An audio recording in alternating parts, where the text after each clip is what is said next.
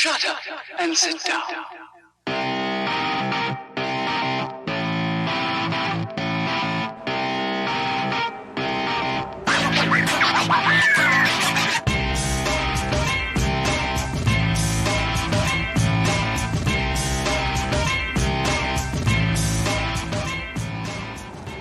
It's a brand new year and a brand new season of ChampCar iRacing Series with $3,000 of driver credit up on the line. We've drawn a very, very strong grid of ChampCar members and sim racers looking to jump into the world of affordable, real wheel-to-wheel endurance road racing. It's the best of both worlds, and round one comes to you from Road Atlanta, of course. This is HJBC coverage of the ChampCar iRacing Series 2021. Hopefully with you all season will be me, David Haynes. I've got Devin Peters with me as well, returning from last season. Devin, we have a lot of reasons to be excited about this championship. One, it gives ChampCar members all around the US and all around the world a great opportunity to race against each other online, stay fresh, learn some new tracks that they might have on their bucket list. But also there are some great and valuable prizes up for grabs, and they're not just for the iRacing veterans. Yeah, there are some really significant prizes up. $1,500 over credit to the first place overall in the championship this year, and another $1,500 for anyone who manages to complete 50% of at least 12 of the races. So real significant incentives, both to win and just to show up. Should make for a very exciting season this year. Yeah, exactly. A prize equal to the championship purse awarded out of a hat for anyone who is classified a finisher in at least 12 races means you don't have to be a freak or lucky to be potentially on the receiving end of a great and valuable prize that would help you in your journey with ChampCar. You've just got to be persistent. You've just got to show up and have that passion for the racing that we all share. So let's talk about what we're going to expect today from round one. It's going to be a 60-minute race in these slightly older specification Mazda MX-5 Miata Cup cars, the kind that you're increasingly seeing on the racetracks in ChampCar. Great that we've got them on iRacing. They behave very, very similar indeed. Everyone is going to start with the same amount of fuel, and at some point in the race, they're going to need a pit stop. When that is and for how much fuel, we will wait and see. This is just round one of 16, Devin.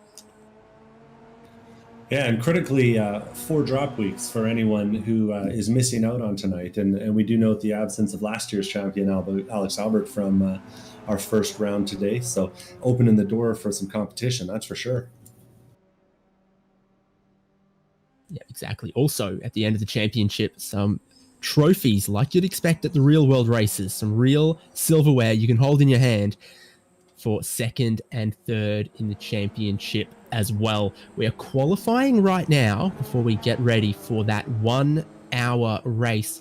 We have 47 or so drivers. Very, very decent turnout this evening. And currently sitting on pole position. The very respectable looking time is Zihao Liu, 3/10 clear of Nick Love of Love Racing, and you might see a little bit of him. He's easy to spot, one of those drivers who's gone and put their real ChampCar livery into the iRacing sim. Really helps with the familiarization there. You can spot him and his team very, very easily. Third in qualifying at the moment, Joshua Soto from Florida. Simon Foweather from Alabama in fourth. Very, very familiar to us here in the iRacing series, and also I'm sure people see him out and about at the tracks as well. And David Marcus in fifth in qualifying at the moment. All of that, though, still subject to change with about 7 minutes left of qualifying. Yeah, and that's 5/10 covering the top 5, but we've got times in the 38s all the way back to 16th place. So with the amount of draft that these cars can benefit from, and just the amount of excitement that Road Atlanta is known to generate, I have no doubt that we're going to see very close racing all the way through the field today. Of course, a big characteristic of these identical cars is they slipstream, they draft pretty well, and Road Atlanta has a pretty sizable back straight and also pretty quick down the pit straight here as well as you flow down the hill and very quickly across the start finish line. So all of that has seen quite a few of these drivers trying to get a little bit of a toe in qualifying, and also might keep them very close in the race, pending incidents, pit stops, all sorts of things like that. But it does lend a characteristic to this car and this track that should mean close racing. Yeah, and we're riding along with Nicholas Love right now. Love Racing, of course, pretty well known around the iRacing paddock, the ChampCar paddock as well. But they also do that awesome series of videos, giving folks that might not be quite up to the front of the grid some tips and pointers. And they're good tips and pointers when it comes from a guy who's currently running second place in the qualifying session here. Yeah, if he's being honest with you, then they are good pointers, or at least they're working well for him. And of course, I'm sure he shares those with his teammates as well, who we find easy to spot and also see in and around the top 10 and such as well. Also going to talk about in our schedule is, of the 16 rounds, we won't just be sticking with this Mazda. Be changing it around for a bunch of different other vehicles on the iRacing platform that are similar to or familiar to the real ChampCar Endurance Series. So there's going to be some rounds with the Volkswagen Jetta. There's going to be some rounds with the Street Stock. That's got a big V8 in it. And then also, of course, we are going to be having the fourth one, which escapes my memory until I look and remember it's just those three, isn't it? Just those three, just three cars. Yeah, pretty sure it's just those three this year, but I think it does do a really good job of sort of representing the different makes and models we see racing around the track. ChampCar, of course, the Jetta's front-wheel drive and handles like front-wheel drive car does, and the Miata here is honestly maybe my favorite of them all. Oh, and you know which one you forgot? It was the Solstice. No, Solstice is gone. On screen right now, regrettably, we had the 2020 calendar. 2021 start at Road Atlanta, and then our next round is VIR South on February 24th in the Volkswagen Jetta. For the schedule and everything else, forum.champcar.org. The iRacing section is right up the top there, and it's got all the information that we've talked about points, about the schedule, about the cars, about the broadcast, how you can get involved, and of course about the prizes and everything we have mentioned. It's all there.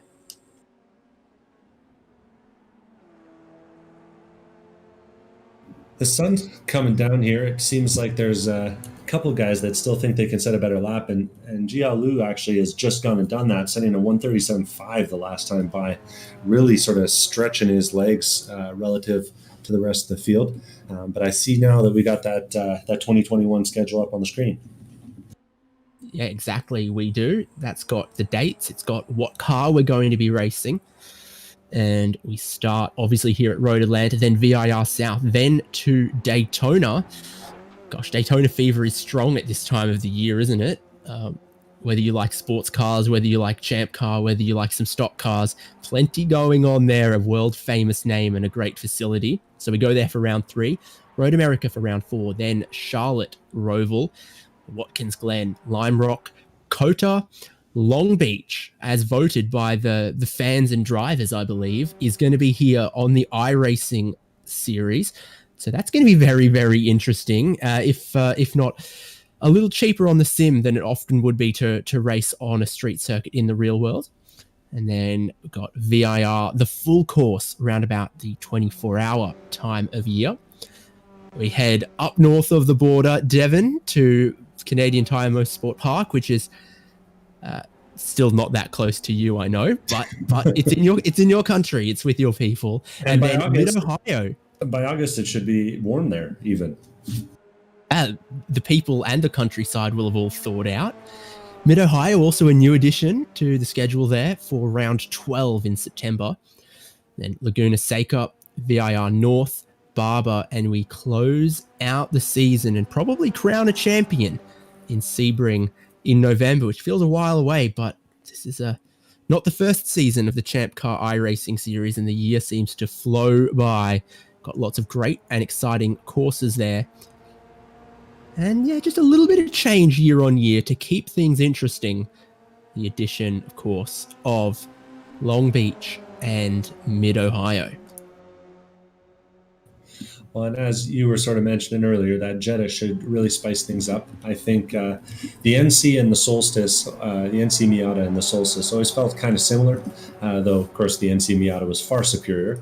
And so it should be an interesting challenge. And I really think that, all of the front-wheel drive loyalists in the series will be glad to see that one. Might be able to flex a little on the guys that have spent a lot more time in real life and in the sim driving rear-wheel drive cars.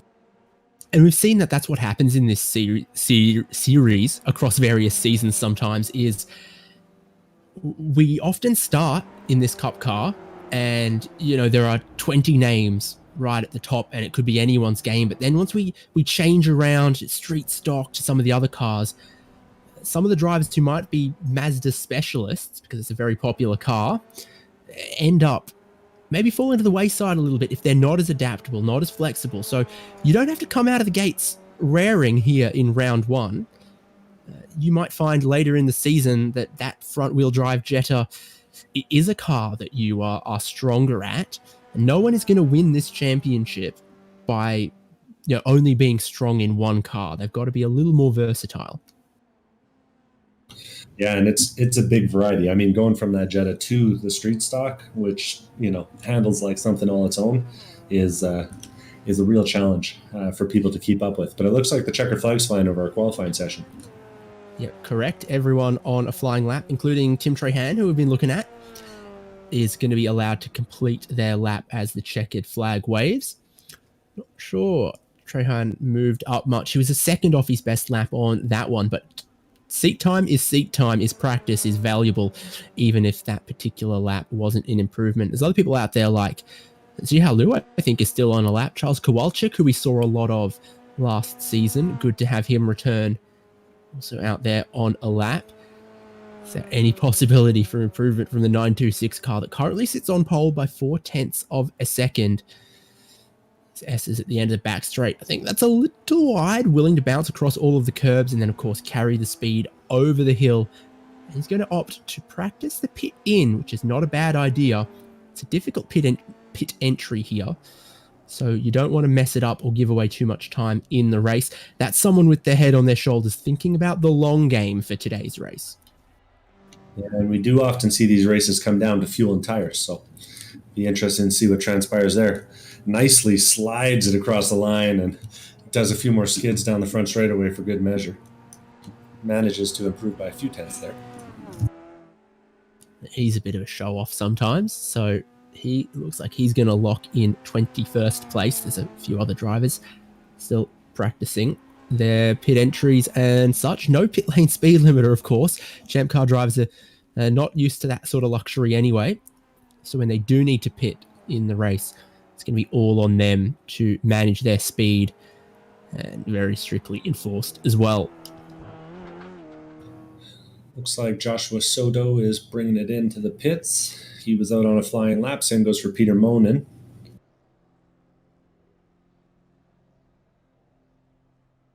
But I think that's it for folks that had a clean lap going anyways.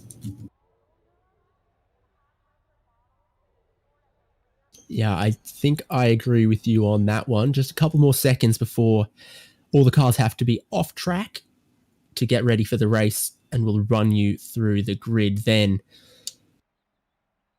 Of course, a rolling start here, as is typical for endurance racing, typical for ChampCar. And our grid are going to line up behind a beautiful looking Ford Mustang. That's great. And the order they are going to line up in is going to be front row of Zihao Liu and Nick Love. Second row of all Florida club drivers, Joshua Soto and David Marcus. Then Simon Foweather and Alex Coffard for 5th and 6th. 7th and 8th is Justin Hall and Bradley Daly. And the top 10 is Travis Floyd and Ian Giebler. Yeah. Continuing on down the grid, we've got Kyle Gilroy in 11th, Keith Carlson in 12th, Chris Flamion in 13th, local boy for me from Regina, Nick Volsky in 14th, John Hurley in 15th, Tim Wire in 16th, Sean Sputra 17th, Tim Trahan 18th, Andrew Cossack 19th, Christopher Wilson 20th, Chris Nicely in 21st, Mark Couturier 22nd, Patrick Pursley 23rd, 24th place, Anthony Barber, Kevin Robinson in 25th, Jay Cooper in 26th, Paul T. Roddy in 27th, Peter Monin in 28th, Clinton Ford in 29th. 30th place has Neil Hancock, followed closely by Jay Sofianek, followed by, again, Troy Isidore, Greg Platt in 33rd, Shane Cameron 34th, Scott Grinnell 35th, Cody Lamy 36th, Mark Kruger 37th, Alan Loy 38th, Corey Hunter 39th, David Palermo 40th, Charles Kowalczyk 41st, Ed Emmett in 42nd, Danny Robinson 43rd, John Schermerhorn in 44th, David Warden 45th, Dustin Besh in 46th, and Ryan Gersmer rounding out the field in 47th. Yeah, I think I see a qualifying time for almost everyone, and just focus on how competitive it is in the midfield there. From Ian Giebler in 10th, you've got about 2 seconds to cover all the way back to about 40th or something. So it's looking pretty close at the front, but then also from 5th to 40th are all very, very similar in pace as well. So this could still be anyone's game, knowing what we've talked about with tire conservation, fuel saving, how critical the pit stops can be. I won't be surprised if we see some big movers in the field at some point. Some drivers who had a decent run at qualifying, but in the race find themselves able to race more cleanly, more consistently, stay out of trouble, which of course is so important with this many cars for a 1-hour race. Yeah, and you're absolutely right. These guys are going to have their endurance heads on for sure, because even though it feels like a sprint race at an hour long, and with that pit stop in the middle, it's going to be very critical to be patient in these early days. And Road Atlanta is a track that tends to bring out the other side in people. There's only really 2, maybe 3 places to easily pass, and so it's going to be critical. As we learned last weekend, it's going to be critical to keep the cars clean all the way to the end. Yeah, a little bit of aerodynamic damage will do you no good with how long the straights are. And then a few places you've really got to be careful with. And those S's, I think that's what catches a lot of people out. That's such a difficult place to race. There's some blind apexes. The car needs to be hooked up on the correct line. If someone takes you too wide through there and suddenly you're off the line you practiced or that you're familiar with, you can get yourself into a lot of trouble very quickly. Same with touching the grass anywhere through those fast corners. Same applies at the end of the lap at the far side of the circuit in the double right-handers that feed onto the long back straight. There's plenty of places you've got to make sure you're pushing, but don't push past that limit, because Road Atlanta will punish you a little bit harder than some other tracks. Coming down to turn 10. Getting ready. Yep, so we are going to start the race at the end of this lap. Zhihao Lu on pole, Nicholas Love alongside, and they are letting the pace car, the Pace Mustang, get away just a little bit. It's going to pull in a second. It's in. So waiting on the green flag at the bottom of the hill, and we get racing now. Nicholas Love has let the outside line hang back a little bit. Now it looks like Joshua Soto is going to lead him for second place, but a clean, easy run into turn 1 for Zhihao Lu to convert the pole. What's going on behind, Devin? It's clean all the way through the field so far. Cars running one single file through turn number 1 and into turn number 2, 3, which is the name of the game here at Road Atlanta. These cars can be a little tail happy when the tires are cold at the start of the race. Shouldn't take long before they work themselves a little bit better, though. Through turn 5, Zhihao Lu is bouncing across all of the curbs and then gathering it up. That's a dangerous thing to do when the tires are cold. Some battle going on, and I missed exactly which Apex car it was.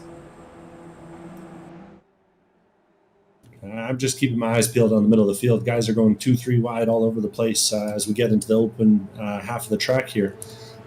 But great racing, and already a little breakaway pack beginning to form from about Travis Floyd, who's running around 9th place, all the way up to the front of the field. Yeah, 10th is an exciting place to look. Kyle Guillory has got Ian Giebler right behind him, and they're bump drafting down the back straight. So Ian Giebler not looking for the move, just pushing Kyle Guillory along, but it might allow Keith Carlson to have a look. And he will, and he'll get the nose down the inside there as well, but he couldn't carry enough speed. In fact, if anything, it leaves him vulnerable to Christopher Flamion in the Mayo car to go and pick up a position there. So good clean racing, all of that there. Just going to show that passing a little difficult when the biggest braking zone is into an S, as someone around the outside can still hold the position. Chris looks like he wants to make a move up with the inside this time, but he holds back wisely, decides to save it for another turn. Anyone who's ever dined with Chris Flamin will know that patience isn't his forte. He's trying to back it up a little bit at the top of the hill there and into what's effectively a blind corner. Sort of reference against the trees and throw the car across the apex, but the narrow entry has compromised him, leading into the S's. And turn 5 is a big one.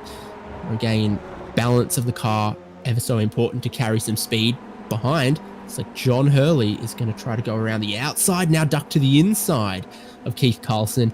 Is that a new livery for the Danger Racing machine? I was just wondering that myself. It does look a little updated compared to last year. We'll have to get a closer look at it to say for sure, though. Either way, trying to get down the inside for that position hasn't worked for him. Gave a respectful amount of room, and that might have been his downfall in the end. He knows there's still 57 minutes to go in this opening round of the ChampCar iRacing series. And as you mentioned, plenty of battle packs going on, but they're starting to separate here and there. Your top 8 getting away from this great battle we've been watching with Guillory and Hurley and Saputra and others, as Saputra, I think, is going to get the move done on John Hurley. And then there's another couple battle packs a little deeper on, but everyone running cleanly so far, and we hope that continues. Yeah, and so far, I've got 2 cars that have hit the pit lane, Jay Sofianek and Paul T. Roddy, but other than that, 45 cars still circulating, undamaged on track.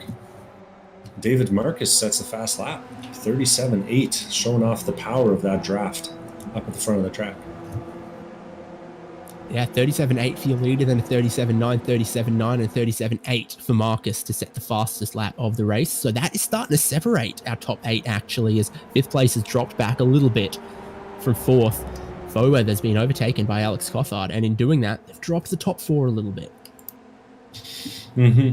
Well, and it's easy to put in one quick lap, but to be really consistent here around Road Atlanta and really fast, you have to take a lot of curves, and there's some real big risks out there that are worth a lot of time. So this group at the front might just have that little edge where they're more comfortable over those curves, and they're certainly pulling away. Simon Foweather's going to have to pull himself up by his own bootstraps here if he wants to hold on to this draft.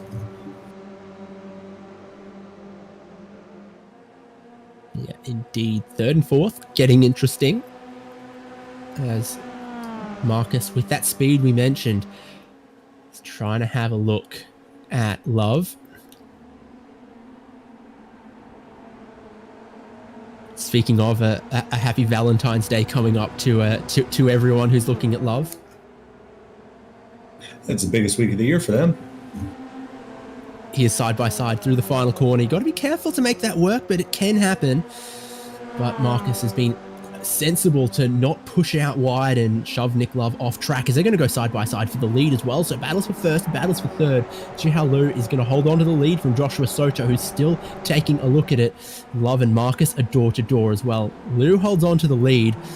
Soto having an attempt, and this battle between Love and Marcus has seen Coffard and Foweather get right into the picture as well. Starting to get a little spicy after what was a pleasantly vanilla start. But still being very patient up there, I gotta say.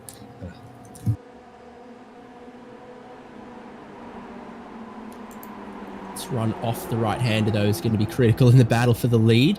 If Soto can get a better run, than Liu. Of course, the slipstream is worth a tenth of a second or two from where he is. He could take a lunge down at the bottom of the hill at the end of the straight here. He's just following directly in the wheel tracks of his competitor.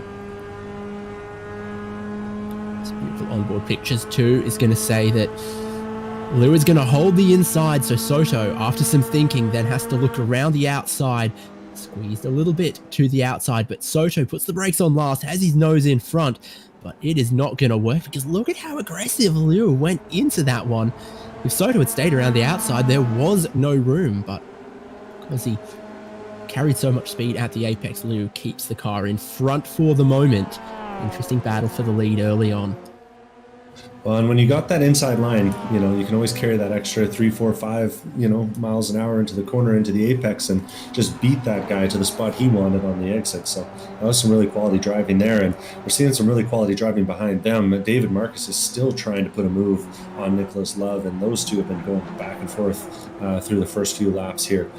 Just had some overlap on the front straightaway, but it looks like Love's gotten a much better run through turn number 3, and he's going to be able to hold him back through the S's.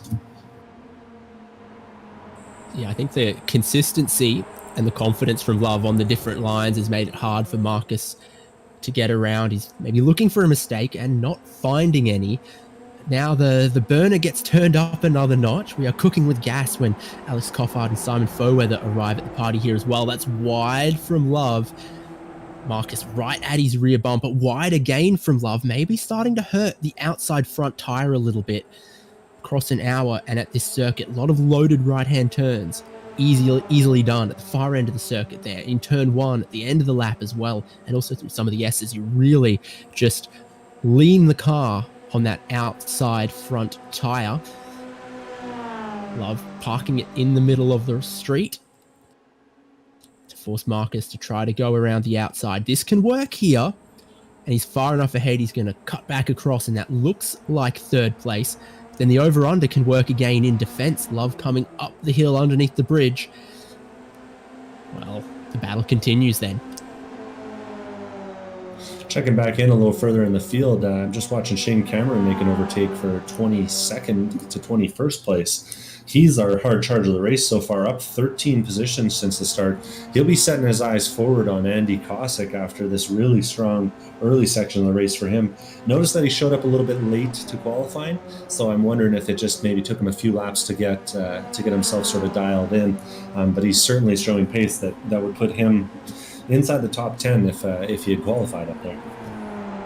And of course, qualifying was a open session, all-in affair, so finding a bit of clean track was not easy around the about 2.5 miles, I think, of Road Atlanta. A bit of contact behind them, though. Yeah, Alex Coffard is actually making a move here. He just made his way around Nicholas Love, going into turn number 6 there, but big contact on the racing line, both of them facing the wrong way, and it looks like Love collected another car out. Foweather gave him a little T-bone as well there. Now these NCs are pretty durable, so I'm not seeing a ton of permanent damage. Back of Coffard's car looks a little bit bent, but they do have a fast repair, I believe, too, right? So that ought to be able to get sorted. Yeah, it requires them to bring their pit stop forward a little bit as well. Oh, and there's contact now at the lead as well. Zihalu has given a little tap to the bumper of Joshua Soto and sent him into a half spin as well. Yeah, 6 laps in, patience starting to run out. I think that was just a case of different lines more than anything, though. Zihao just wanted to carry about 10 extra kilometers an hour over top of what Joshua did, and sure enough, tap the bumper and around he goes. But doesn't look like there's any permanent damage on either of the cars right now.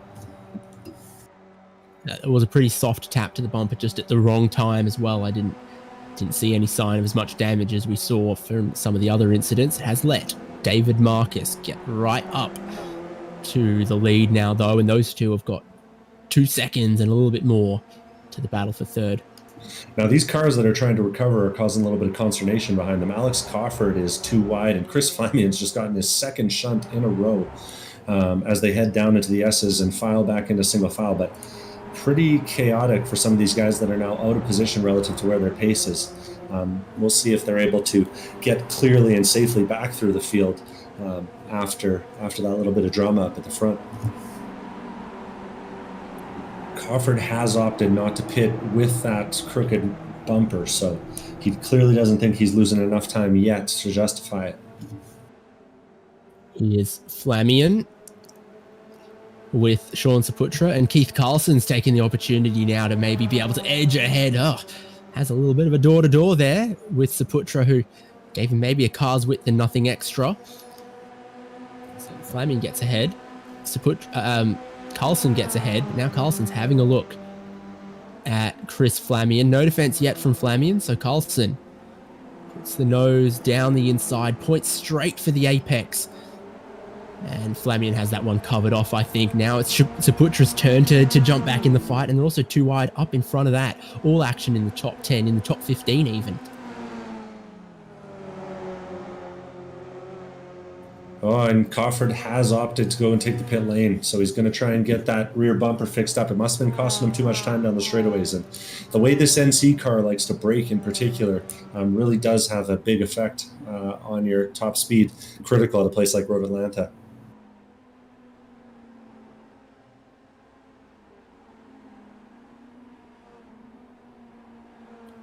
Do imagine it's possible with the relatively easy fuel consumption of these cars that he can fuel it to get to the end from here, get that damage fixed, and hopefully it doesn't, require him to take another pit stop later. We are maybe going to find out. I can also tell he's changing some of the tires on that, so hopefully that'll make him go a bit quicker. Is that Kyle Guillory with a half-blown motor? Yeah, and I'll go back and investigate, see if I can figure out what happened to him, but it looks like it was dead for about half the lap, which in these NCs, it's really easy to miss the 4-5 shift on a downshift. And sure enough, that looks kind of like what might have happened as he was heading into turn number 3, turn number 5, and that motor went pop. Getting exciting for the lead as well, though. David Marcus with a good run through the S's and then over the hill, gets to the inside of Jihalu, who then tries to cross back, but I think, David Marcus is at least going to lead the lap, and he might have to defend somewhat into turn 1. You can carry good speed around the outside there, but I think Marcus is going to push a little wide, and Liu gets the lead back.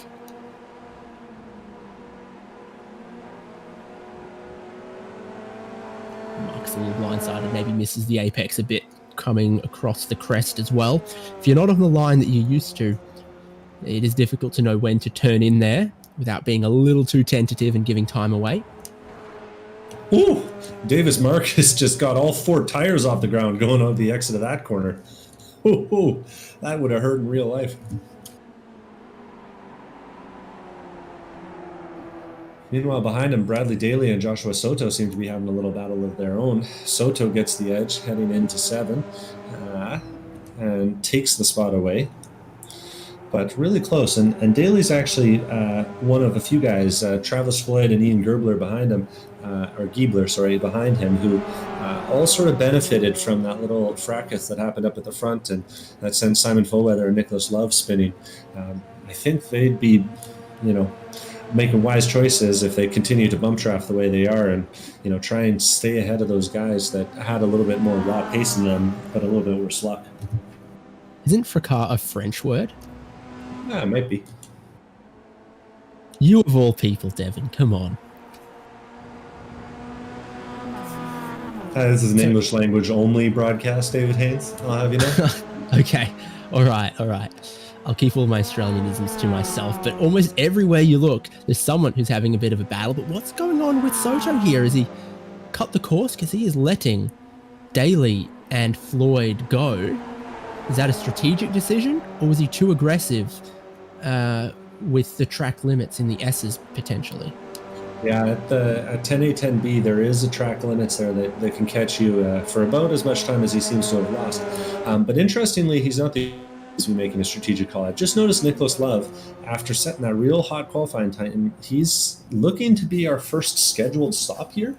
So I'm wondering it's a fixed setup, so he couldn't have forgotten to fill up the car before the race. So maybe he just feels like getting out of the traffic that he was in is going to be the right move. I'm not sure he's going to find anywhere on the track where there isn't traffic, though. So it will be interesting to see how this pays off. But clearly the pit window was open very, very early today. These cars started the race only about half full, if memory serves. Yeah, but we've got still about 46 cars running or something, and that is plenty when they're all very identical in pace. Love is going to unfortunately still rejoin with a little bit of traffic. Soto, having let Daly and Floyd past, is now looking to gobble up both of them with one move, pulled out of the double toe, gets to the inside, and then Bradley Daly kind of rolls out of it, lets him go. So those two may be working together a little bit on that one. Yeah, very similar liveries. Makes a guy wonder, you know? And a fella is allowed to wonder. I do know that Brad was is a team owner, races an E36 in real life, but I don't know about the relationship between him and Soto. I'd have to do some more digging to figure that one out. One of them's Club Florida and one of them's Club New York. That doesn't tell you a whole lot because people go back and forth between those two places a lot. Hard to say.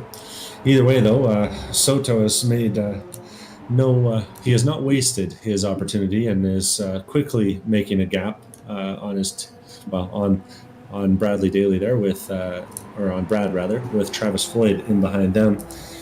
One of a few huge-ass drivers in the field today, only Canadian, and only one wearing the beautiful livery of the team. So he's got the fanciest looking paint job of all the huge-ass cars out there.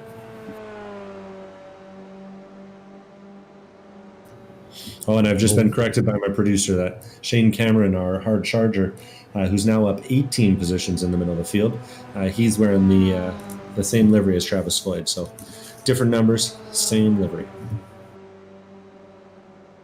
Different colored wheels, I'm going to imagine, as well. But these three that we have watched for third, fourth, and fifth place are now almost 10 seconds off the lead between Leo and Marcus. So those two are kind of running away with it at the moment. Foweather in sixth has got a decent lap time the last time around as well. Just trying to see if there's anyone other than those top two trying to run similar pace. What about our pit stoppers? I haven't seen well, Justin Hall made his stop and he's actually got a 38.6 going on. It's pretty quick. Coffard not really matching those times, unfortunately, with the traffic. Yeah, Justin Hall keeps up those 38s though. It's going to pay off. This car does have some tire drop off that kind of affects it near the end of a run. So it will be interesting to see who decides to risk it and who decides to take the tires and sort of how all that shakes out once we get a little closer to halfway.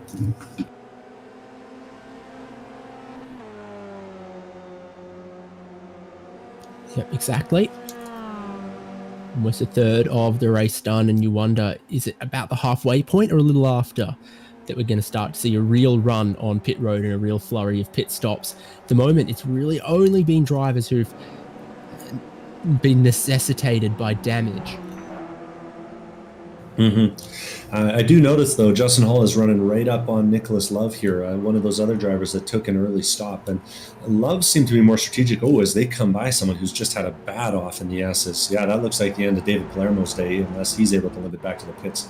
Nicholas Love and Justin Hall, 3 wide, are heading down towards turn number 6. And straighten it out before they get there. But those two both have a solid amount of pace, and if they can stick together and do a little bit of bump drafting, they could be a factor at the end of the race.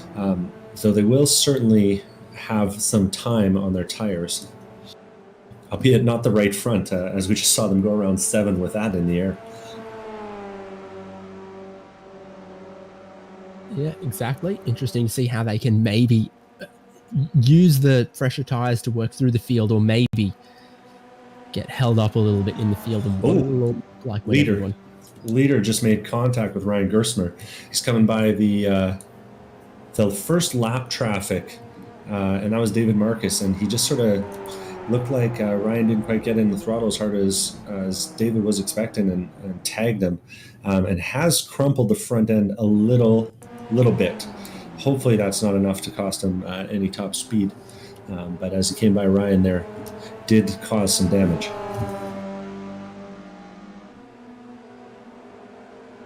We can look at the replay. Marcus and Lou, again, they've all race been going very close back and forth with each other.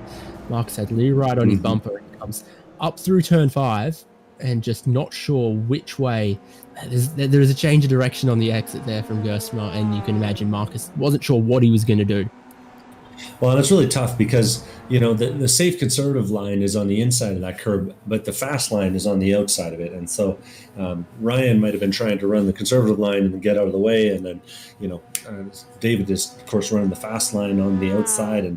And it's hard to change directions at that position on the track. So a bummer for sure. But so far, it looks like David has been able to hold on.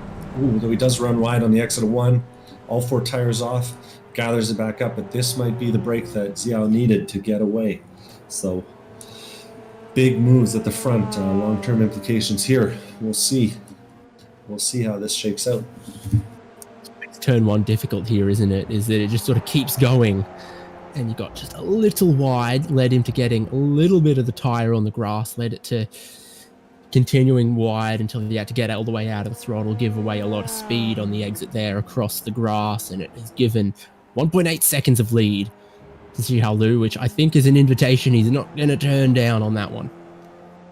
Yeah, absolutely. And 1.8 should be enough to break the draft in these cars, so that is pretty significant.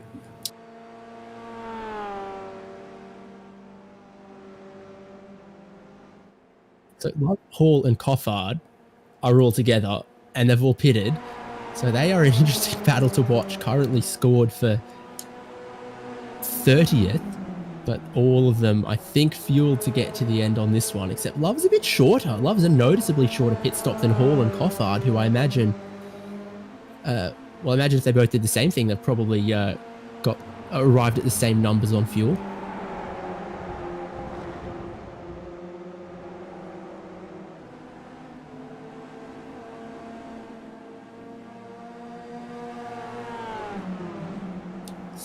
Okay, but the 3 of them running together, all with their pit stop out of the way, and again going to start catching some cars that have yet to pit. Yeah, and this next little group that's ahead of them, Clinton Ford, Greg Platt, Corey Hunter, all 3 of them have been going back and forth pretty hard during the race, and the evidence of that is on Clinton Ford's bumper. That's about 3 different kinds of bent. But we'll see if those guys are able to clear them easily while also battling for positions themselves, as Justin Hall takes a 2 wide on his good buddy, Alex Goffner.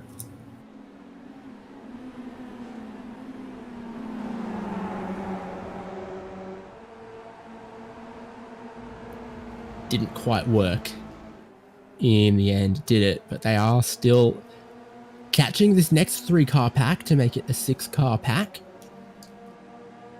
So Platt, Ford, and Hunter in that order at the moment. Sorry, the opposite of that order. Love looked very weak through turn 1 though, going quite wide, and Coffard looks to the inside, but it's a difficult time and place to try to do that move just as they're going to be catching some other cars as well. 2 wide still through the S's. You hold your breath, don't you? Yes, very much. Lots of room being given by these 2, but there's not a lot of room on the track, and Coffard ends up having to back out of it as Love takes that wide line I was telling you about, goes all the way out there and touches the sand too, but manages to hold it together, and now they'll aim for this next group of 3. Yeah, Love on that line, clearly not scared of anything. They're battling 2 wide in front of him. Back it up a little bit to try to get a good run. He will, but then Coffard will take an alternative line. 3 wide coming on to the back straight. Who is it in the middle there? That's Greg Platt, and yeah, he about got swamped there. That was a beautiful line by Alex Coffard. I gotta say, that was a really quick thinking, and dives to the inside, throws it across the curve, and manages to keep it just inches off the door. He and Justin Hall are both through, and Nicholas Love's making his move on the next guy in the line, Corey Hunter, slower, lower racing. getting put away. And I am seeing some smoke coming from ahead of them. I'll investigate that. Yeah, it looks like Jay Cooper blew a motor going into 10A and 10B, and he's riding down into the pits, hopefully to get his fast repair. Going down a third a little bit too early, putting too many revs through the motor, isn't it? That's definitely a braking zone with at least 2 downshifts. Well, and I haven't raced an NC in real life to know, but I can tell you that in the sim, these gearboxes are pretty glass-like. You can really kill them easily, just with the hint of an over-rev.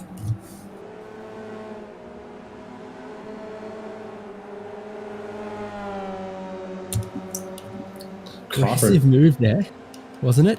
Yeah, Crawford made that move again. He's not afraid of the curbs, and he just leapt it over again on the inside. But he is sights forward. You know, he doesn't want to lose any time on Nicholas Love, and he certainly has, getting held up a little bit there. So Justin Hall makes his way past as well, and that little group of 3 we have is filtering through slowly enough this bit of traffic that they had to deal with.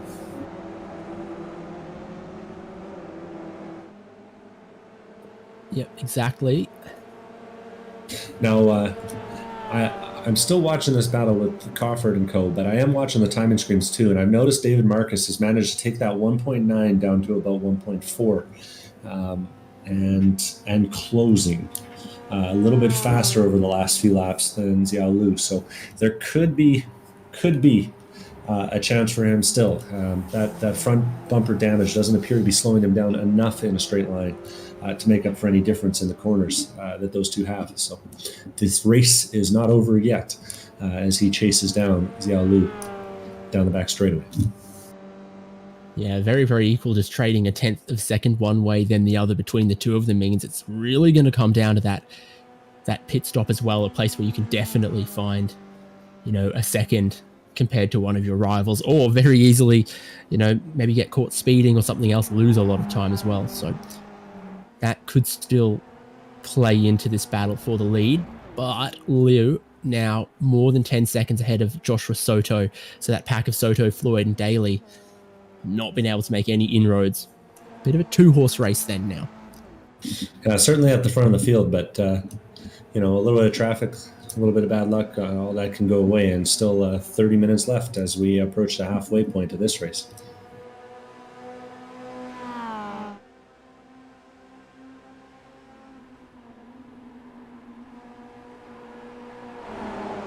This little group with Soto, Floyd, and Daly, though, is looking a little bit entertaining.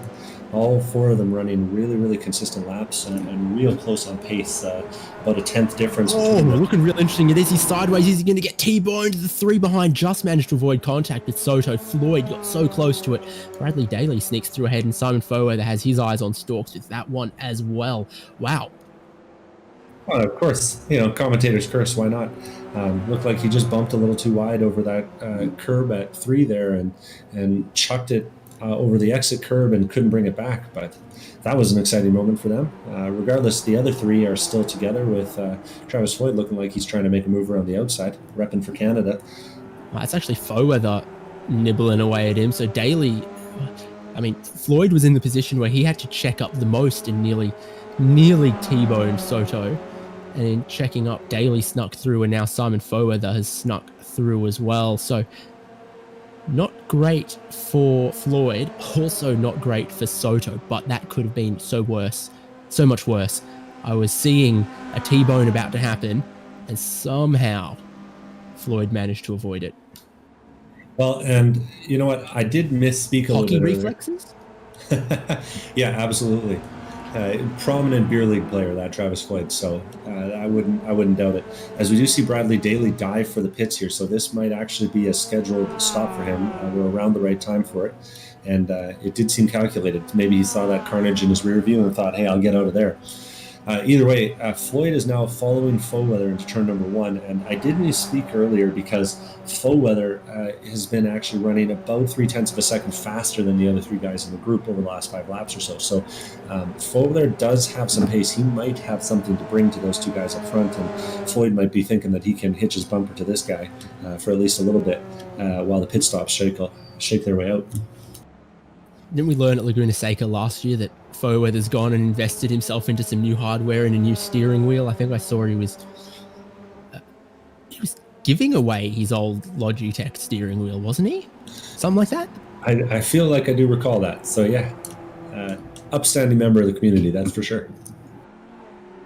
I can't remember exactly what he bought. Oh, he gets a little wide. No grip on the grass there. Floyd is going to have the run to get back at this one.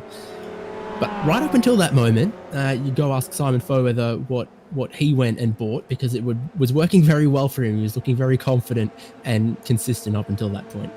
Yeah, we better stop talking about the guys outside the top two, because we seem to be just cursing every single one of them. As David Marcus and Xiao Lu stay about 1.5 seconds separated and just keep pulling time. Now. Yeah, now about 15 seconds separated from that group from third on back. Marcus pulled about 4/10 out of Liu on that lap. They're almost within a second now. Haven't seen many other people decide they wanted to join Bradley Daly in the pit lane just yet. They're coming up on some more lap traffic though here as their lead continues to grow. And John Schmerhorn is on the inside as all three of them drive past Tim Tran, who just did a similar move to what we saw from Daly a couple laps ago there. Put it on the exit curve and spun it the wrong way, but manages to gather it back up. But anyway, Marcus has seemingly benefited from that, and if he gets by John here, he ought to gain a little bit more ground on Z House. So closing it down slowly but surely. Yep. Interesting to see when anyone from the lead needs to pit, when the fuel runs out, when the dial hits empty. But apparently the answer wasn't at the end of last lap.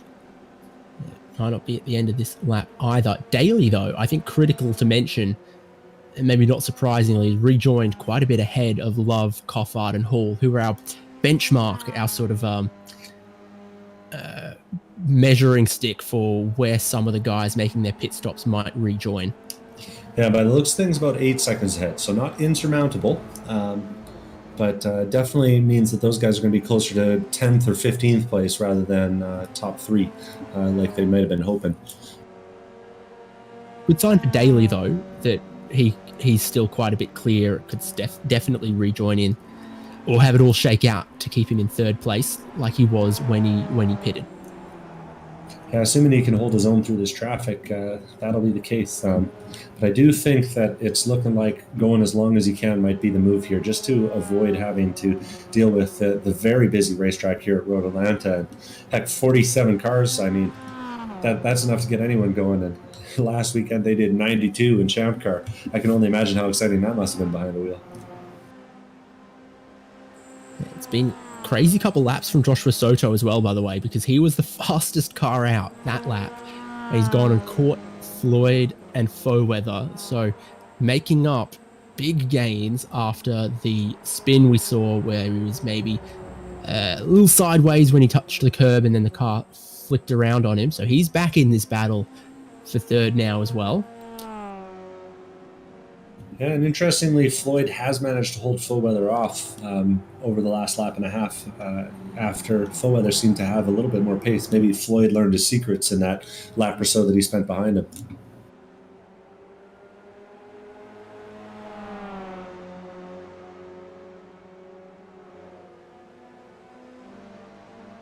Yeah, getting close for third. Almost a bump draft there.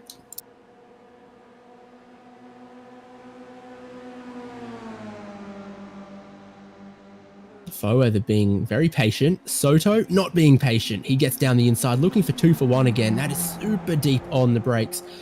Floyd and Foweather see it coming though. And Soto's back up into third, but David Marcus has seen a bit of traffic and he's jumped onto the pit lane. So Liu continues in the lead. Soto, Floyd, and Foweather, not Mayweather. That's a very different sort of fighter. They continue on. Mm-hmm. And I'm just watching Justin Hall, Nicholas Love, Alex Crawford here. Crawford and Love have gotten past Scott Grinnell. Justin Hall will shortly here, presumably, but Scott Grinnell is having nothing short of a good race here. Already up 14 positions from his qualifying position. He, despite losing these few positions here, can't probably help but feel things are going after qualifying 35th and running consistently in the top 20 for the first half of this race.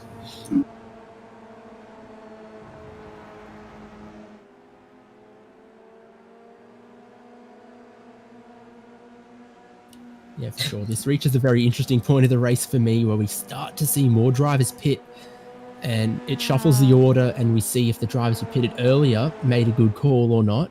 And then we end up with everyone having made their pit stop and what ought to be a straight fight to the end.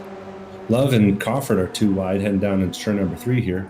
Oh, and of course they dive back into single file, but they made it all the way through turn 1 and through turn 11 at the start-finish line there, too wide. So those two have certainly not finished with each other. And they're actually all coming up on another group that's done pretty well for themselves so far. This group with Kevin Robinson, Patrick Pursley, and Peter Monin, as well as Andy Kosick, have all had positive progression in this race, though some of that might be a little bit inflated due to the pit cycle that's kind of going on right now. Really, really consistent racing, though. I'm really impressed. Whoa, who's around there? That better not be the ones you just mentioned. Well, I'll be very sad. No, Palermo and David Warden, it looks like. Yeah, that's David Warden, and he looks like he's parking it on the side of the track here. No, it's getting back going, so wheel was maybe spinning a little funny for him, but either way, the two of them managed to touch each other and send it way out into the grass, and both cars a little bit worse for wear after that one.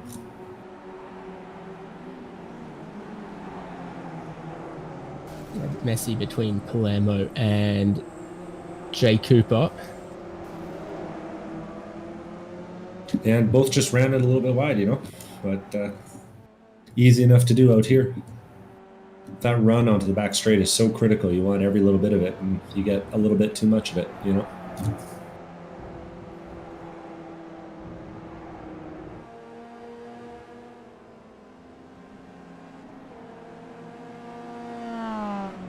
Now, Marcus has just come out of the pits, and if our benchmark before was Bradley Daly, well, he's about 20 seconds or 18 seconds ahead of Bradley Daly last time across the line. So as we kind of expected, that little twosome of Xiao and Marcus have really found themselves some extra gear somehow relative to the rest of the field and are pulling away.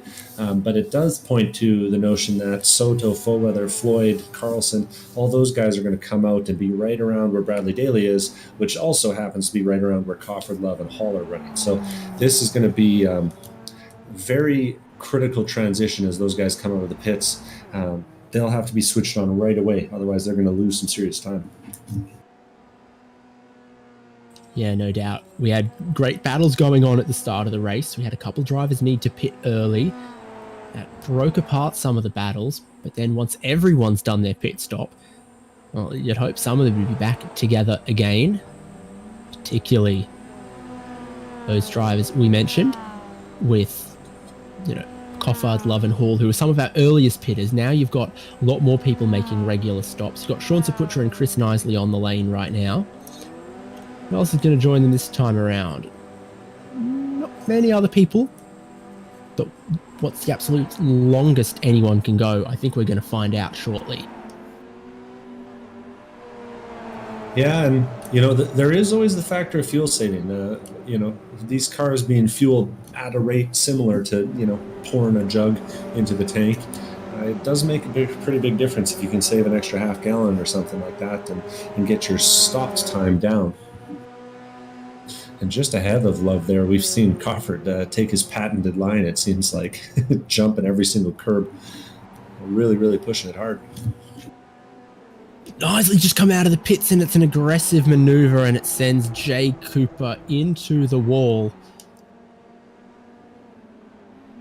Ooh, and that was a hard hit on the exit of the S's, and it really just looked to me like, Cooper kind of got it pinched off and then nicely tried to pinch it as well while he was making a move on Scott Grinnell and just went over and straight up pit maneuvered Cooper. So hopefully there's a conversation and maybe an apology after the race for that one, because that was pretty ugly. Either way, David Marcus seems to be the beneficiary, threading the needle. Wow, 3 wide through the exit of turn 10, and now making his way past, or trying to make his way past Shane Cameron, who's giving him a bit of a hard time as they head down to the front straightaway. Cameron, there's no time for that. Marcus needs to get a move on. Of course, he doesn't know or care, and those two will keep racing. And as they will, Liu, who's to this point still dodged the pit lane, starting to leap away a little bit when you compare the times between him right now and Marcus right now. He's getting boxed around the outside, not going to get past Shane Cameron that way. And Liu is taking the pit this time. Gets a little squirrely on the way in, but looks like he got to slow down on time. 4-wheel drift on the entry, though. You could tell he was practicing that in the pre-race. Critical part of the race. It's all timed from when that green flag drops to when you cross the checkered flag. You don't want to be giving away any time anywhere for free. Full weather seems to have another lap of fuel, so he'll come by as Liu takes his stop. Carlson, who's also been the beneficiary of some of these pit cycles, is pitting this time by as well. So really must be getting to the end of that fuel tank. 4 cars on the lane, and Simon Foer, the bit of the odd one out, carrying on, which is interesting to see. Now Soto is just heading into turn 10A, 10B, and Liu is exiting turn 1. So exiting turn 1 while Clinton Ford takes a 4-wheel drive trip outside the track. But anyway, looks like he has well and truly gotten clear from the field after all of that. So that has certainly worked out for him. He's got a couple seconds clear in hand ahead of Marcus. Does see how Liu at this point. Everyone now having pitted or is on pit lane except for Simon Foerweather and John Schermerhorn. And it does look like, for the most part, we are seeing people take tires at the stop, which we were kind of expecting, but good to confirm. Haven't seen anyone that opted to stay on them just yet.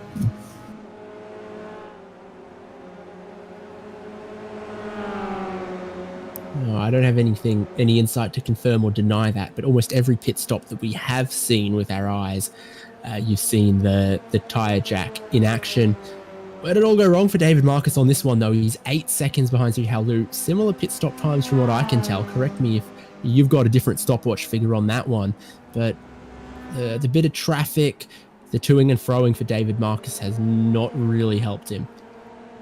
Yeah, I think the combination of 2-3 laps battling with Shane Cameron and some of the other guys there did do enough to slow him down. And it's also just really hard to keep up that pace when you're in a stopwatch battle with someone. When you can't see the other guy you're racing, it's hard to put it all on the line every single corner the way you might when that guy's 2.5 feet in front of you. So some combination of those factors, and David Marcus is a solid 7 seconds back, if not more.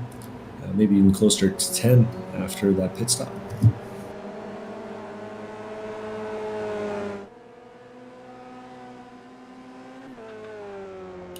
So, Foerweather had a very quick pit stop. He's much closer to first, second, and third, and he's very well jumped Carlson, Floyd, Soto, and Flamion. So that's going a lap longer. If he can get to the end, it's looking good for Foerweather.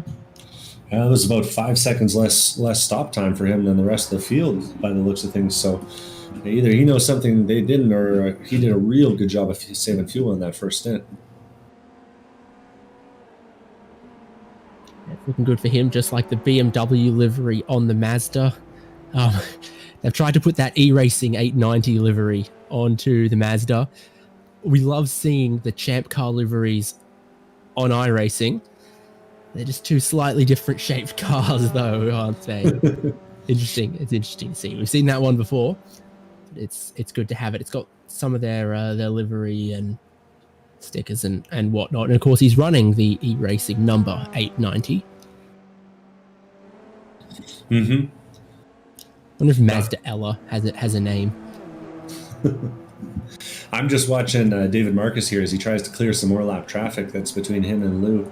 And this little group here could be critical as well. He's coming past That's Cody Lammy, one of the slower, lower fat race team there.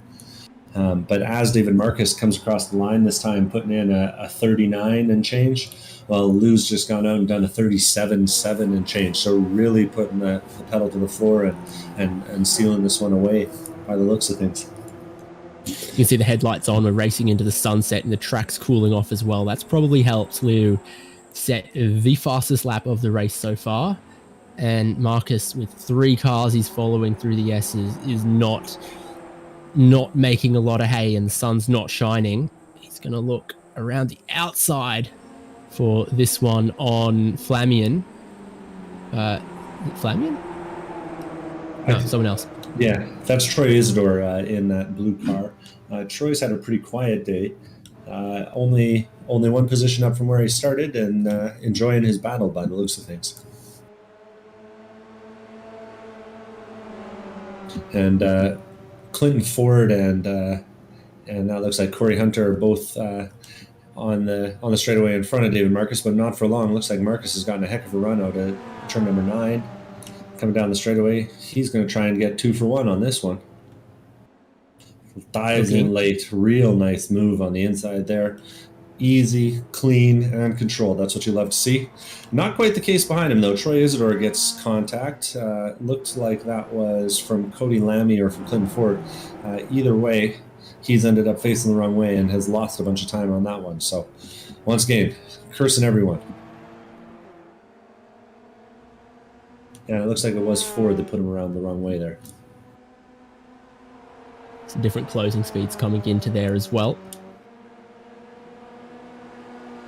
And another good battle worth checking in on. We haven't said the name Christopher Flammy in a whole bunch this race, nor Keith Carlson, but the 2 of them are battling with Travis Floyd, who he spent a lot of time with while he was riding with Simon Fogeweather, and all 3 of them are glued together heading into turn number 1 here. So really tight battle, and sort of 3 different pit strategies that all seem to have cycled out to about the same thing.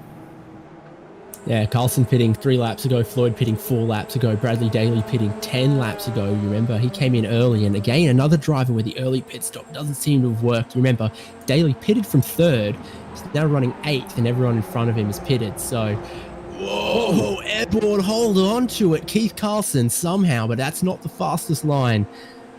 All up in the air. Floyd's going to try to come around the outside. Oh, and then get so close as well, but they hold on to it, and Floyd moves ahead. Oh, dive from Flamian. And he makes a stick. And that one would have been hard to see for Keith Carlson, but I think both of them had compromised the run on the exit there, and we've got Bradley Daly lining them both up, and he's saying that 8th place banner and saying, hey, I don't want any of that. And he's going to try and make a move here, albeit without a draft. Yeah, is letting Floyd get ahead into 5th as they battle over 6th, 7th, and 8th. Carlson with Daly and Flamian side by side behind. I think Daly rolls out of the throttle a little early, and he's looking to try to get a good exit. Not quite going to happen. Yeah, and they're all coming by. That was Troy Isidore who had that unfortunate accident last time by. So these lead pack cars are now coming past his car. So he is a bit of an obstacle for them to consider as they continue this battle. Flamian makes his move into turn number 1. And Flamian is the guy who really, really loves to get his lap time from the braking zone. So he always pushes them real far. So it's always fun to watch him and see what he can do as he comes into these sort of a little bit more rhythm-based sections of the track and tries to make up some ground. Yeah, very rhythmic down the hill and then back up the hill and in towards turn 5. Place where Carlson got a lot of the curb last lap. He avoids it this lap. Flamian decides he wants a big old bite of the curb on the exit, but has the steering wheel straightened up so that it doesn't kick sideways on him as he jumps over the curb. Yeah, well executed. I didn't see anyone running that line on board this weekend, but it's definitely viable here in iRacing. That'd be a scary way to make your way around that corner in real life, though.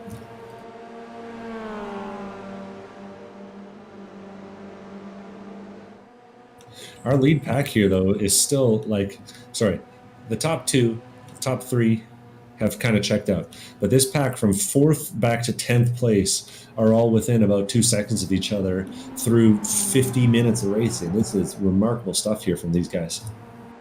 Yeah, I'm seeing Coffard and Love starting to hook to this battle, as well as Carlson is off in the grass trying to put the power down. And now Flamian's looking around the outside of the final corner.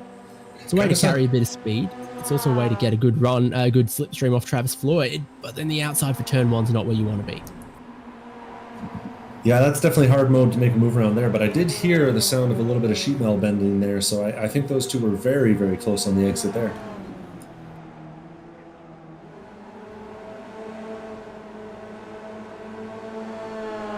This is really, though, kind of the essence of ChampCar. Oh, and we see a little accident behind them. I guess that's just Greg Platt running wide. I thought he was a little closer to the front than he is. But anyway, this is really awesome to see, because this is exactly the kind of racing that we love in real life in ChampCar. And, you know, seeing some of the talent that we get on the track every single weekend out here in the virtual series is really what this is all about. So this is a real pleasure, I think, speaking for myself, and I hope for you as well.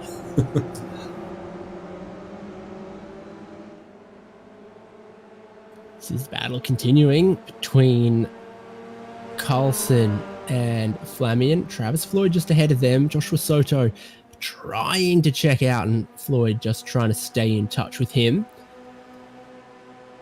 Let's see. 4th, 5th, 6th, 7th, 8th, 9th, 10th, all lined up in the back straight with just a little bit of traffic thrown in for spice as well. Wouldn't be a ChampCar race without lap traffic. But that's Dustin Bush that Travis Floyd seems to be trying to find his way around right now. Cuts it a little bit tighter. Oh, and Bush is giving him a hard time on the way by. Floyd is squeezing him, though, out towards the outside, and manages to hold that inside line as Bush and Corey follow Levy the guy in front. That's an easy mistake to make. Just follow the speed of the guy in front, and both of them doing the mowing on the outside of turn 1. Yeah, that's an exciting line through that corner. Certainly not the fastest, but now that's put Bush back into contention with Nicholas Love, who's going to have to slot in behind him through the S's here. So a lot of considerations for all these guys, and that's put him between Alex Crawford. So that battle between Love and Crawford is on pause for a little bit too.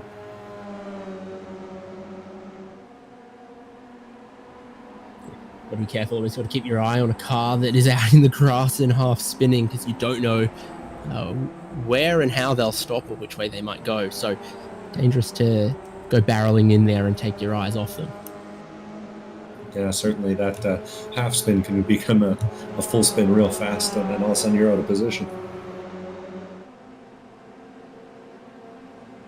Sure can. Jihalu has just taken the start-finish line with 5 laps to go, I think.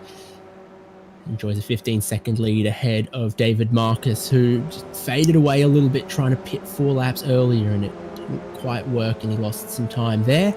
Simon Foweather has been very, very cute through the pit stops, though, to get 3rd, and we wonder if he's still got fuel to the end, because that's a very short stop compared to everyone else. And then 5th and 6th have just traded places, because Travis Floyd, a bit of a poor run. Carlson gets in front of him. Flamian's not gonna wait on that one, and he gets through as well, and Floyd loses 2 positions, but still with time to maybe make them back up again. Well, and this is one race out of 16. I mean, every single point counts for these guys at the end of the season, so they're not going to give anything, even if they're not battling for the win in this race. I think we had 4 or 5 different race winners last year, so, you know, different cars, different tracks, different combos that suit you, setups that suit you. I mean, there's a lot of variables that go all in which ways. So every single position for this group is going to matter.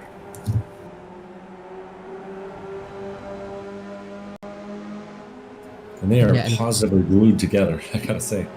Not too late to join either. We said 16 races, 16 rounds to this championship.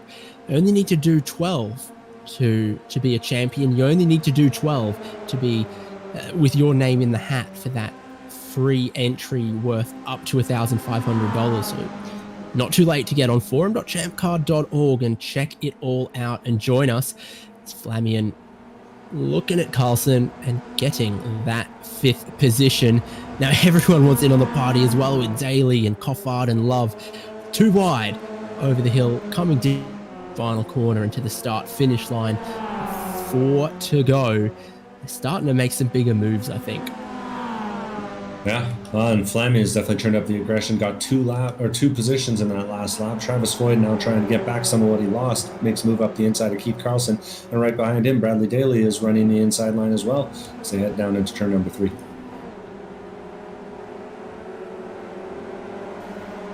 Ooh, contact a little further back. Bradley Daly just gets a tap from Nicholas Love. Luckily, both of them are able to drive away from that. What else would you call a tap from Nicholas Love? Anyway, it's very, very close. Carlson, Floyd, Coffer, Daly, Love in this battle. Carlson's going to come under threat once again. Travis Floyd looking one way and then closed off in the other direction as well. But Love has another big dive at Daly. On Love races that real Miata. I mean, he knows how to manage the brakes, and this Miata here, this NC has a little bit of a, there's a little bit of tension because you can get into the ABS and make a little bit of lap time, but you can't do it for long because it'll kill the tires. So these guys are spending every single bit that they can in this section of the race here, and they are coming up on even more lap traffic as Chris Flamian goes too wide on one of those slower lower cars, Corey Hunter this time, and this pack behind him catches up to it. All single file at this point, but I doubt that'll last for long. Getting super interesting now in this pack around the top 10. Side by side is Daly having a look at Alex Coffard into turn 1. Really hard to make a pass around the inside in that corner though, and Nicholas Love's going to make him pay for it. You compromise your entry so much, and yeah, sure enough, Love takes a lot of curb. I wouldn't be surprised to hear that's a slowdown. Crawford makes a move on the inside of Travis Floyd. In front of him, nervous moment. Floyd's going to get through cleanly. Coffard next, and now Love through cleanly as well, but they were 3 wide in the S's for a moment there, and it didn't end in tragedy somehow. 2 minutes left on the clock. It's going to be 2 laps to go at the end of this. And meanwhile, Zihao Liu is coming up to the start-finish line, and not a care in the world by the looks of things.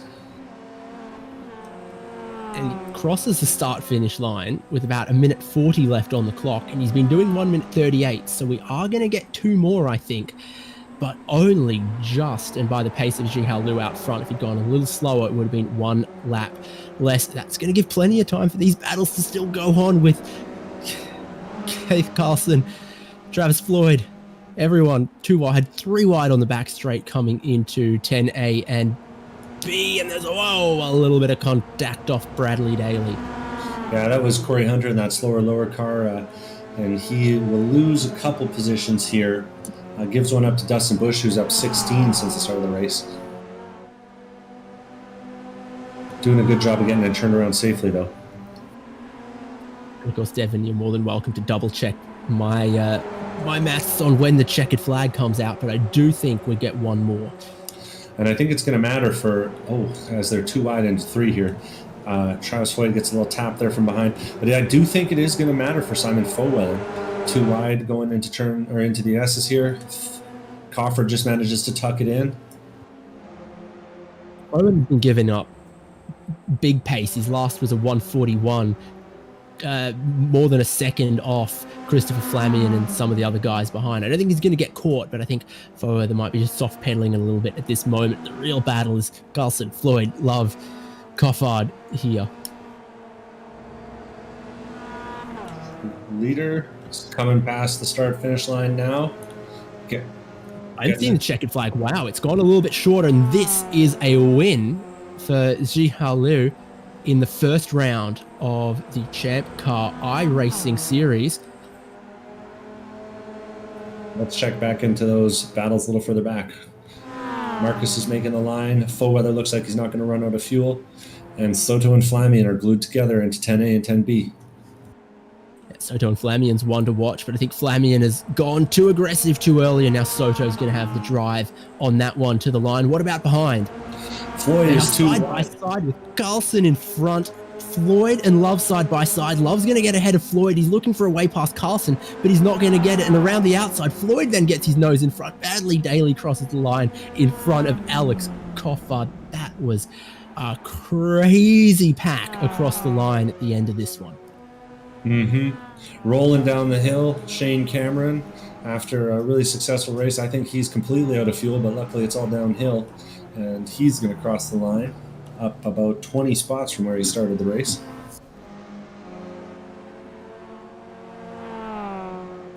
And it definitely looked like he was out of fuel on that one. Did give away a couple positions at the end, but still sees the checkered flag. Gilroy and Courtier just banged doors across the line there. I think Courtier might have got him by just like a few hundredths or thousandth at the line there. Couple more crossing the line. We got Andy Cossack, Patrick Pursley, and that's the end of our lead lap. I reckon we go to a replay or two real quick. For example, I want to see that Carlson, Floyd Love, Daly Coffard pack again, and I think it might be fair to see Carl Guillory and Mark Couturier at the end as well.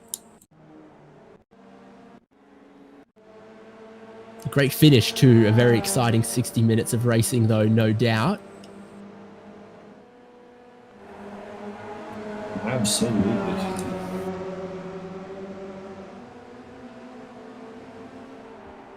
So here we go. We're going to go back that far, but we are going to take a look at this great battle pack that we had around about, well, it ended up being for 6th through to 10th, 5 cars involved. It was all about rolling the dice right, making the right chess moves for about the whole lap, setting up to it. So it was Carlson leading them onto the back straight with Floyd and Love behind. And you would have thought, such a long straight, that being at the head of the train isn't where you wanted to be, but Carlson actually played it very well, and the battles of those behind him ended up costing them a bit of time as the sun set on Road Atlanta, so it set on the race as well. Well, and Floyd gave him a little bit of extra room, and he told me in the pre-race that he was waiting on the delivery of some triple monitors, so he might have lost a position because of that when it's all said and done.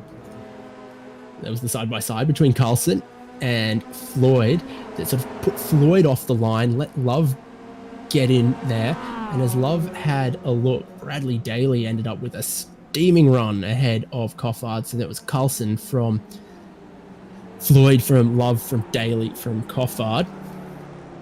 And I'm back with that Gilroy and Couturier move. Gilroy makes the move inside 10A and makes it stick on the outside of 10B, it looks like. But then as they head down to the start-finish line, he has Couturier come up the inside of him, and they make contact twice. And I think when it's all said and done, it was actually Gilroy who managed to hold the position over Couturier, but really, really amazing racing there as those two managed to hold it together. High quality stuff. Let's look at the results then. Now everyone's crossed the checkered flag. We've had a look at some of the amazing last lap battles that we had. And your winner was Zihao Liu from David Marcus, and the podium completed by Simon Foweather, whose last lap was 4 seconds off his best, but he brought it home on the podium nonetheless. Joshua Soto then in 4th ahead of Christopher Flammy, and then the battle pack behind Keith Carlson, Travis Floyd, Nick Love, Bradley Daly, Alex Coffard, the top 10, and John Hurley for 11th, Ian Giebler for 12th, then Chris Knisley, Sean Saputra, Carl Guillory, Mark Couturier, Christopher Wilson, Justin Hall, Andy Cossack, and Patrick Pursley, the top 20. 21st was our last driver on the lead lap. That was Shane Cameron and his impressive race. Charles Kowalczyk, first car lap down. Kevin Robinson, Neil Hancock, Peter Monin, Scott Grinnell, Mark Kruger, Clinton Ford, Dustin Bush, another hard charger. Started 46th, finished 29th. Greg Platt, Corey Hunter in 30th and 31st. Jay Sofianek, a familiar name, in 32nd. Anthony Barber, Troy Isidore, Nick Volsky, John Schermerhorn, Cody Lammy, David Palermo, Alan Loy, Ryan Gerstmer, David Warden, Tim Wire, and Paul Roddy, rounding out the last of the drivers that we saw finish the race. Jay Cooper, Tim Trahan, Ed Emmett, and Danny Robinson all left a little bit early after some drama earlier in the race. If you didn't like how I pronounced your name, go and check out the forum. We got a forum post there, a form that you can access. Let us know and tell us how we can improve the broadcast. Yeah, exactly. So points paid from first down to 38. So there's a lot of drivers who've picked up their first points of the season. And it looks like 45 drivers who've completed at least half of the race and are therefore one step closer to putting their name in the hat to also win a great prize of a free entry for themselves or for their team. Let's speak to some of today's drivers, though, and I am going to start with our third place finisher, the man on the podium, Simon Foweather. Congratulations, Simon. That looked like a very measured endurance race run, one of the shortest pit stops we saw. How close to empty was the needle in the fuel gauge on that one? It started running out coming out of 10B, so coming over the hill. So I was in serious fuel saving mode the last 2 or 3 laps, but just made it. Because you were in and about the pack and having some great battles in the first half. When did you decide on maybe the fuel saving? Was that early, or you always like to play the numbers close? Yeah, I decided that early. The practice race last week, I found following Zihao last week that the amount of fuel saving was quite large on this track. So that was kind of the goal, was just to stick behind the guys at the front and fuel save as much as possible. You got the iRacing 890 livery on the Mazda. Feels a bit weird seeing the BMW colours on a Mazda, but good to see you repping a ChampCar team. You're going to be doing some races with them this year. What's the year look like for you? I missed Atlanta. I normally do it, but I think I'm going to start looking at doing some races in March, but I haven't figured anything out yet, but I'll definitely be doing something.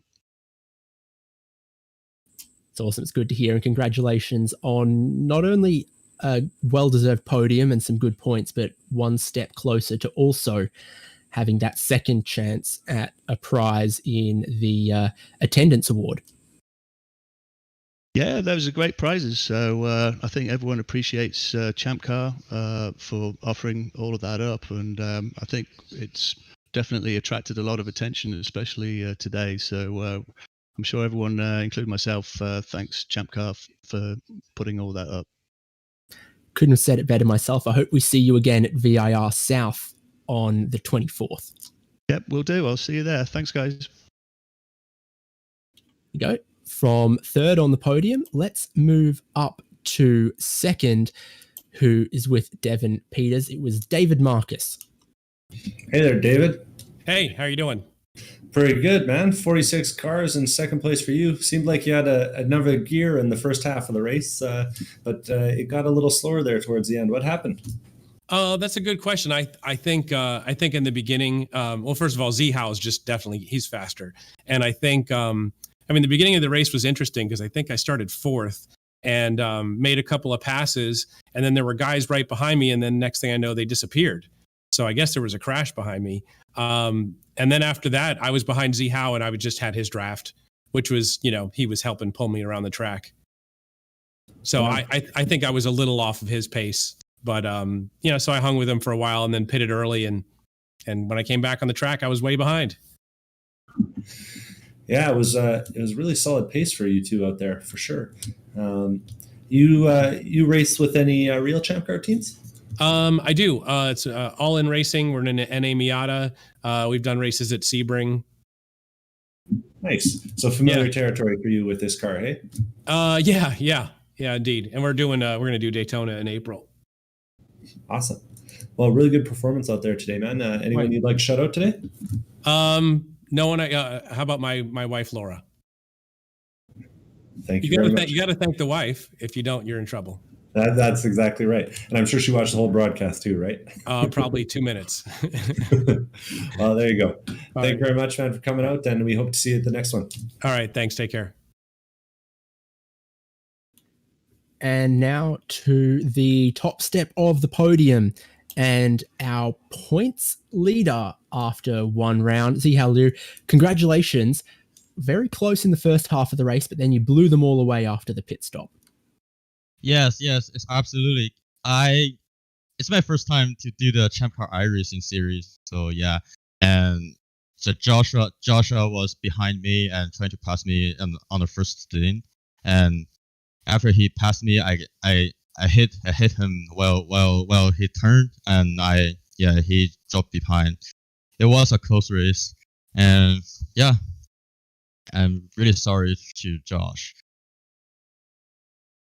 Still a good race by you, and you showed a lot of pace in this car. But later in the season, when we move to things like the front-wheel drive Jetta or the a little bit heavier, more unruly street stock, are those going to be good cars for you as well? Yes, I have experience with Jetta. I usually run Jetta in the iRacing official series, so yeah, probably Jetta will be my favorite. And street stock, I have never done the street stock in a road cross, so hopefully that will be most exciting moment. Yeah, I can manage the NC Miata because I'm driving NC Miata in the real life, so yeah, I think that's the key point. Experience comes across.